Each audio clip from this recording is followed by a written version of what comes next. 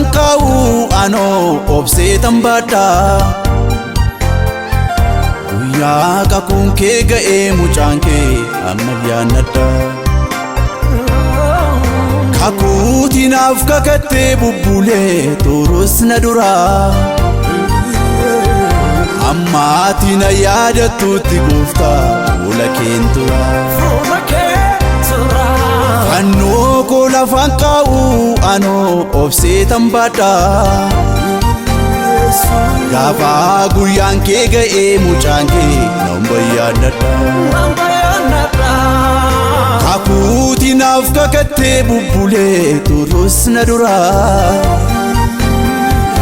Ammaati na yaadattutti gooftaa fuula keen tura. Nan amana galma koo kan ga'u. Nan amana guyyaan natti ni'u. Nan amana rakkarraan ta'u. Nan amana galma koo kan ga'u.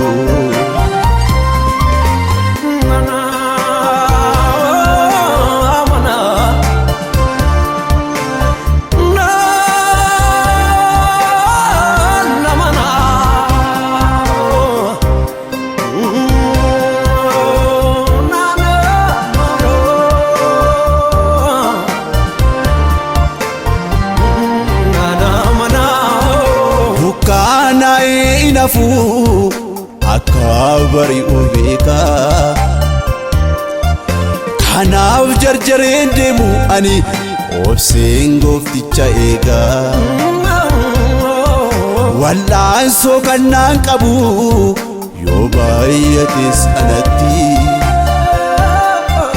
Garaan koo waa amanaa hin baaduu namnamanti. Dukkaana'ee inafu akka bari'u beeka. Kanaaf jarjareen deemu ani obseen goofticha eega. Wallaansoo kannaan qabu yoo baay'ates anatti. Garaan koo waa amanaa hin baaduu namnamanti.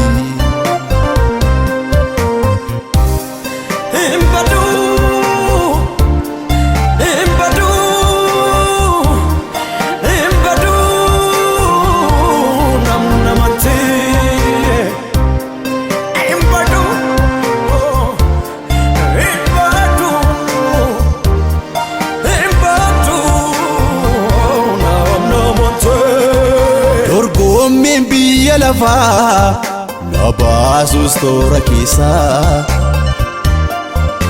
Ergaan sitti waamame atumtiyyuu nageessa.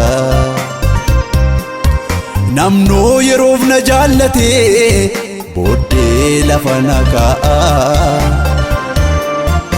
Amala koo hundumaa si qofaatu danda'a.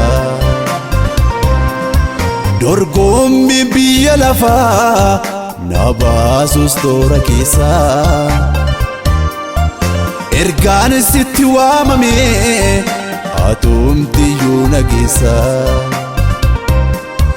Lammiin yeroof na jaallate booddee lafa na kaa'a. Amala koo hundumaa si qofaatu danda'a.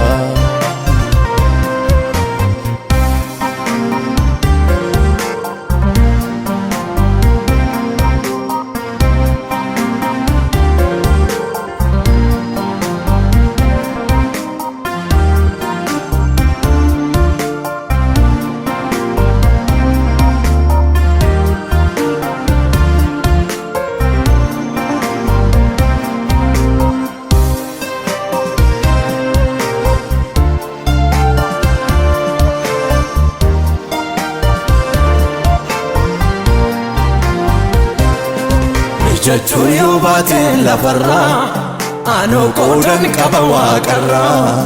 Inaafuu an qilleensa bootaa hirruu koo Waaqayyo naaf guuta. Mijachuu yoo baate lafarraa anoo qoodan qaba Waaqarraa. Inaafuu waan qilleensa boota hirruu koo Waaqayyo naaf guuta. Naaf guuta, naaf guuta, Waaqayyo naaf guuta. Naaf guuta, naaf guuta, Waaqayyo naaf guuta. Naaf guuta, naaf guuta, Waaqayyo naaf guuta. Naaf guuta, naaf guuta, Waaqayyo naaf guuta.